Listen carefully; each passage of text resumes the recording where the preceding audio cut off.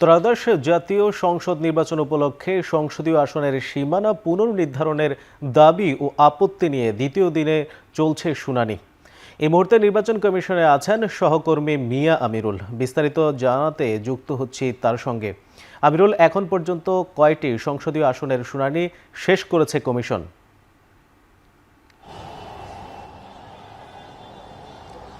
মোর্শেদ, আপনি যেমনটি বলছিলেন, আজকে দ্বিতীয় দিনের মতো শুনানি বলা চলে কিছুক্ষণ আগেই শেষ হয়েছে।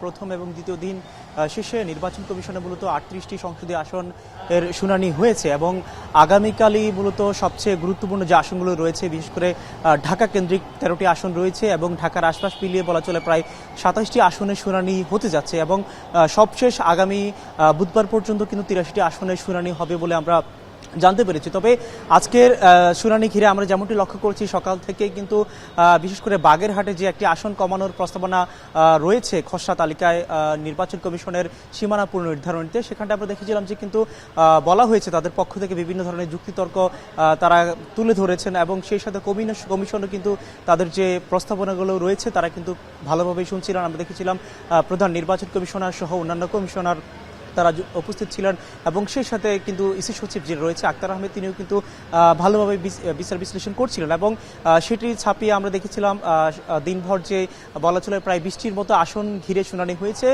সবশেষ কিছুক্ষণ আগে আমরা দেখেছিলাম পার্বত্য চট্টগ্রামের একটি প্রতিনিধি দল তারা কিন্তু শুনানি ঘিরে তারা তাদের মতামত তুলে ধরেছে। তারা যেটি বলছিলেন যে তাদের মূলত পার্বত্য চট্টগ্রাম ঘিরে যে 3টি আসন রয়েছে সেই আসনগুলোকে বৃদ্ধি করে 8টি আসনে উন্নীত করার প্রস্তাবনা তারা দিয়েছেন। তারা কারণ হিসেবে বিভিন্ন বিষয় তারা উপস্থাপন করেছেন। আপনি জেনে থাকবেন, যেহেতু একটি সংসদীয় আসন ঘিরে বেশ কিছু তৎপরতা থাকে, সরকারের পক্ষ থেকে একটি বাজেট থাকে, সেই ক্ষেত্রে তারা যেটি বলছিলেন যে তারা নানাভাবে তারা বৈষম্যের শিকার হয়েছে। তারা যেটি প্রস্তাবনা দিয়েছেন কমিশন বরাবর যে পার্বত্য চট্টগ্রামে যে বর্তমান 3টি আসন রয়েছে সেই 3টি আসন থেকে 8টিতে করার জন্য তারা কিন্তু একটি প্রস্তাবনা দিয়েছেন এবং এর পাশাপাশি আমরা দেখেছিলাম গতকাল থেকে আজ পর্যন্ত যেহেতু 38টি সংসদীয় আসনের শুনানি হয়েছে, এর মধ্যে আমরা দেখেছিলাম আজকেই একটু শুনানি ঘিরে কিন্তু বলা চলে আজকে যেহেতু চট্টগ্রাম, খুলনা সহ বরিশালের বেশ কিছু এলাকা ছিল, সেই আসনগুলো কিন্তু আমরা দেখেছিলাম তাদের সবারই একটি কথা ছিল যে মূলত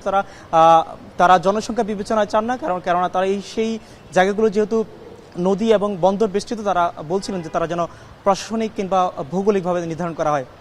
মোর্শেদ, সংসদীয় আসনের সীমানা পুনর্নির্ধারণের দাবি ও আপত্তি নিয়ে দ্বিতীয় দিনের শুনানি চলছে। নির্বাচন কমিশন থেকে সবশেষ জানাচ্ছিলেন সহকর্মী মিয়া আমিরুল।